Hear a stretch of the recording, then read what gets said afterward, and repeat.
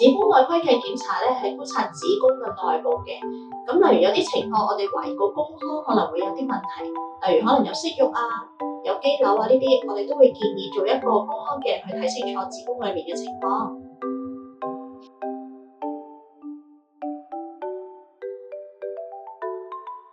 子宮內窺鏡其實係將一個類似小型望遠鏡嘅儀器，經過宮頸送入去子宮內腔裏面。鏡頭前面有一個視像系統，可以診視子宮腔裏面嘅情況。過程裏面，我哋會打入一啲生理鹽水去幫助檢查，咁樣有機會有一啲輕微不適嘅感覺。其實子宮內窺鏡咧係一個類似小型望遠鏡嘅儀器。佢會經過個陰道，經過宮頸進入去子宮內腔裏面。喺個過程裏面咧，個子宮鏡頭咧係可以直接探視得到子宮內腔嘅情況。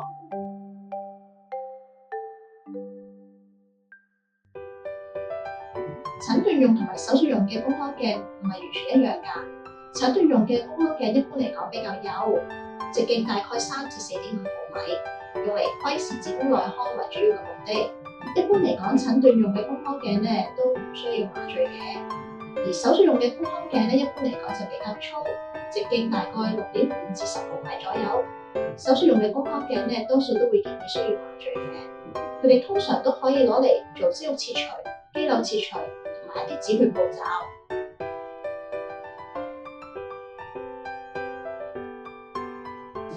其實子宮內窺鏡咧，佢係直接去窺視子宮內腔嘅情況，而且有需要嘅時候，亦都可以攞一啲組織去進行化驗。不過盆腔超聲波咧，佢主要咧係分為腹部或者去陰道去照嘅，係透過影像去了解子宮啦、卵巢啦、膀胱嘅健康情況。而檢查嘅時候咧，經過腹部嘅超聲波係需要大量嘅飲水嚟到膀胱充盈，呢個方法先可以睇得清楚子宮同卵巢嘅情況。但係就唔係太適合肚皮太厚或者收經後嘅女士啦。而陰道超聲波檢查咧就唔係咁適合未試過性行為嘅女士，但係佢嘅檢查精準度都會相對嚟講高少少嘅。至於磁力共振，佢有好好嘅組織高解析度、多方位成像，咁樣可以將子宮嘅內部結構同埋形態清晰咁樣顯示出嚟，包括內膜、結合帶、肌層同埋周圍器官之間嘅關係，可以提高影像嘅質量。多數都係用嚟術前分期嘅作用嘅。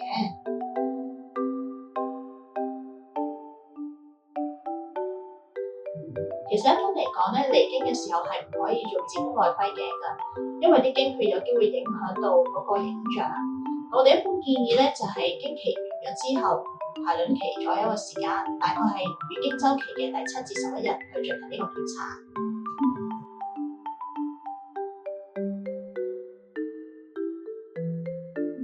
其實如果我哋進行宮腔鏡嘅時候，發覺有息肉或者有肌瘤，我哋可以將佢轉成一個手術用嘅宮腔鏡，將組織切除攞去做化驗嘅。